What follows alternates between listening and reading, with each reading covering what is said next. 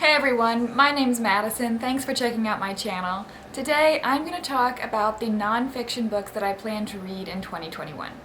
I know that it's the end of January and so it's a little late to do a yearly TBR, but you know what? We're going to get over it and we're going to just move on. Okay, so I have 12 books on my list. It is the end of January, so I have already read 2 of them, but I'm going to include them in here anyway. They are in no particular order except that I'm going to save those 2 that I've already read for the end of the video. The first book that is on my nonfiction TBR is Man's Search for Meaning by Viktor Frankl. This is a book written by a man who survived the Holocaust. He was a psychologist he was a Jewish psychologist prior to the war, and it is his story of what it took to survive that experience, and specifically, where do we find our meaning? Where we find our meaning is how we survive those difficult times. Difficult is not the right word. Harrowing experiences, tragedies, atrocities. That might work. The next book on my list is Talking to Strangers by Malcolm Gladwell. I have really enjoyed Malcolm Gladwell. I read his book Blink a few years ago, which was about what influences the split-second decision-making. And I picked this book up. It's all about what you should know about people you don't know and how to better communicate with strangers. I'm very interested in this, particularly because I'm kind of an awkward person and, you know, a little bit strange. I just say it how it is and I say what I think. I ask often inappropriate questions, can't control my facial expressions, so this could be a good book for me. Learn how to behave in public. Maybe that's not what this is about. We'll find out. The next book on my list is actually one that I'm currently reading. I'm about 15 pages into it, and it is Triumvirate by Bruce Chadwick. This is a story of, this is not a story, this is a nonfiction book about John Jay, James Madison, and Alexander Hamilton, who worked together to create the Federalist Papers, which were a series of essays in support of passing the Constitution. So in 1787, the delegates of the Constitutional Convention got together because they were very unhappy with the way that the United States had been run in the first few years under the Articles of Confederation. Things were not going well, and they decided to create a whole new system of government that had a significantly stronger federal government. And many people were unhappy about that. They did not like the power that that would give certain individuals. And so John Jay, James Madison, and Alexander Hamilton worked together to write essays in support of the Constitution. And so I'm very interested in reading about this and learning a little bit more about this. I have only read bits and pieces of the Federalist Papers just because, to be honest, they're a little bit over my head. I read like even just a couple of sentences of the first one that Alexander Hamilton wrote, and there were like 5 words in the first sentence where I was like, well, I think I know what that word means. So I'm very interested, but I definitely need a little bit of help, so I'm looking forward to reading this book. However, I'm 15 pages in, and the author's writing style is not great. Sometimes it's overly simplistic, sometimes there are these sentences that go on forever and make no sense. And so, we'll see. The next book on my list is a chunker.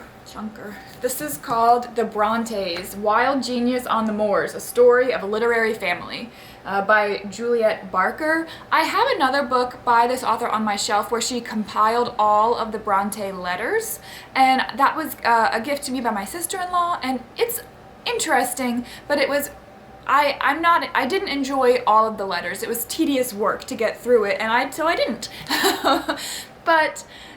The author who compiled the letters is a historian, and so she wrote a history on the Bronte family, and while it is massive, I think I will enjoy this significantly better because I'm going to have that level of interpretation and storytelling in it rather than just reading through all of the letters. So I do hope to read this year. It will obviously take me forever. We'll see.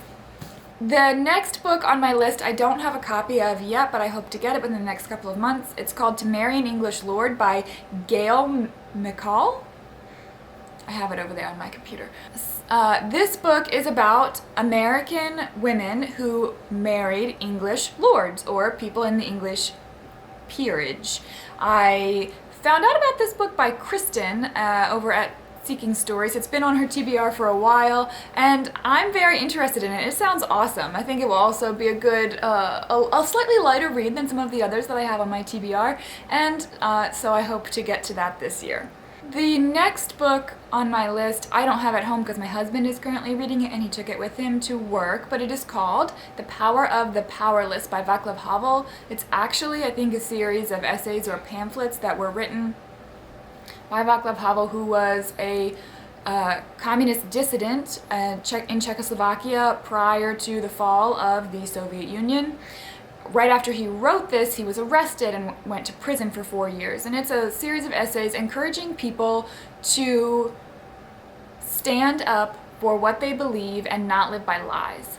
And he is telling stories essentially about how to successfully do that against the communist regime. And he also is explaining how communism came to Czechoslovakia. You know, it's different than the Bolshevik Revolution. It was a slower, more deceptive sort of takeover, and so he's writing about that and what it means and what it looks like to fight that. The next book on my list is Just Mercy by Bryan Stevenson. I don't have this one yet, but I'm planning on going and getting it sometime this week. Many of you have probably already read this or watched the movie, but I am interested in learning a little bit more about what is going on in the criminal justice system and hopefully what people can do to help. Next on my list is In Order to Live by Yeonmi Park. Obviously I butchered her name, I do apologize. This is the story of, this is a memoir of a woman who escaped from North Korea to live and tell the tale, and she is a political activist continuing to write about what she experienced there. And so I'm interested in hearing her perspective on what it was like to live in North Korea, why she chose to leave, and what has happened since then. Next on my list is one I do have on my shelf, and one I've had on my shelf I think since I was maybe in high school. This is John Adams by David McCullough. This is obviously a biography of John Adams. I'm interested in reading this biography because I like John Adams. I think John Adams, when I assess what I think of John Adams, I think he was kind of a sassy man who really stuck to his guns. Particularly, I'm thinking of the fact that prior to the Revolutionary War, after the Boston Massacre, where British soldiers had killed several people after a little bit of a riot, John Adams defended those soldiers in court.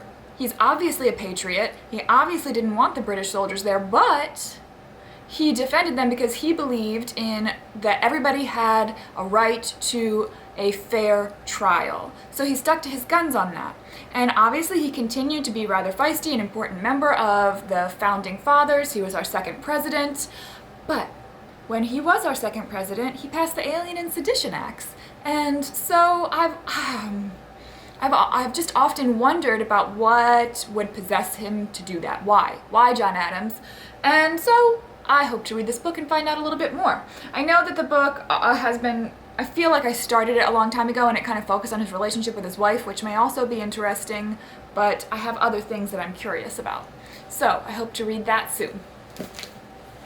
Next on my list is a biography of Edmund Burke by Jesse Norman.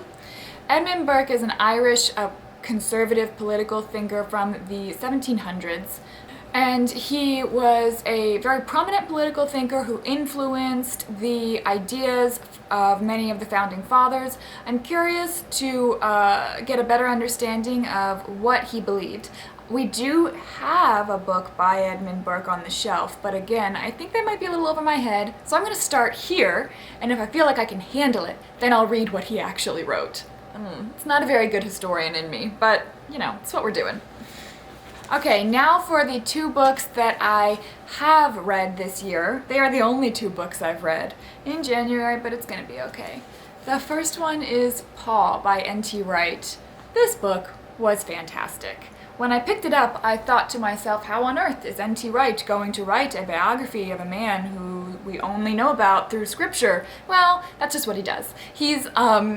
And he doesn't apologize for it. N.T. Wright is one of the prominent scholars in biblical history. He uses and has studied all of the other extra biblical sources, and he uses that information to look at what we know about Paul and examine that from a historical perspective.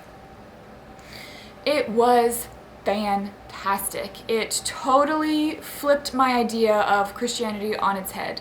I don't know any other way to say it. I feel like he really puts in perspective what the mission of Jesus' mission and Paul's mission as a follower of Jesus. And it was especially important for me as I was reading it at the beginning of January when I was watching, you know, what happened in our capital on January 6th and asking myself, what the hell is going on? And how am I supposed to respond to this? And why are there people that I know and love suggesting that that was the right thing to do? And so, as I continued to read this helped me formally gather my thoughts on what it means to be a Christian in a time of conflict, and what is my purpose. So, I thoroughly enjoyed this. I will continue to come back to it, and I want to read anything else I can get my hands on by N.T. Wright because I appreciate his writing style, his scholarship, and his perspective. He's Anglican, and so obviously our church backgrounds are vastly different, and so I appreciate the fact that he's able to bring something to the table that I don't know a lot about. The last book that I'm going to share with you is a book that I did read in January, and it is Live Not by Lies by Rod Dreher? I keep saying his name wrong. I also keep calling him Andy for some reason, I don't know, but his name is Rod. This is a book that I did read this month. It is a book that aims to explain part of what is happening in our country about the rise of soft totalitarianism in our country. And so when I first read that, I thought, interesting, okay, I've definitely seen ridiculous violations of freedom of speech in the last few weeks. Is that soft totalitarianism? Let's find out more. And so the first thing that Rod Dreher does in this book is prove to his audience or why what's happening in our country should be considered soft totalitarianism. And then he tells stories of communist dissidents throughout Russia and the former Soviet bloc, and how they should be an example to us as we ask ourselves, how can we combat totalitarianism in our own country?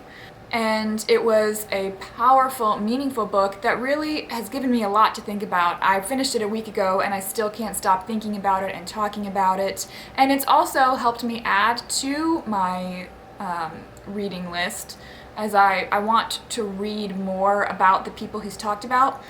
For instance, I don't know anything about the Velvet Revolution or the Candle Demonstration, which is how Czechoslovakia came to freedom from communism. I would like to learn a little bit more about that. Obviously, it wasn't just Christians. In fact, I imagine it was a minority of Christians who were fighting for their freedom in Czechoslovakia at the time. But I'm just very curious on how they did that, how they worked together with people who honestly had different beliefs than them. There are people who are atheists and people who are Christians working together to fight communism in their country. I find that fascinating, and I want to learn a little bit more about that. So that was a big list, And you'll notice that many of them are political, and that's because one of the ways that I respond to tension and stress is by immersing myself in learning about whatever is causing that tension or stress. So I'm concerned about what's going on in our country from both the left and the right. I am trying to wrap my head around what it looks like, what I need to be doing, where I stand and what part I want to play in our country. And reading is how I gain that information and knowledge that I'm looking for. How do you respond to the stress of what's going on in our world? Do you do escapism and like reread Harry Potter for the 100th time? Because I do that too. But, or do you do something different? Let me know down in the comments below, and let me know what you will be reading in 2021. Thanks guys, bye.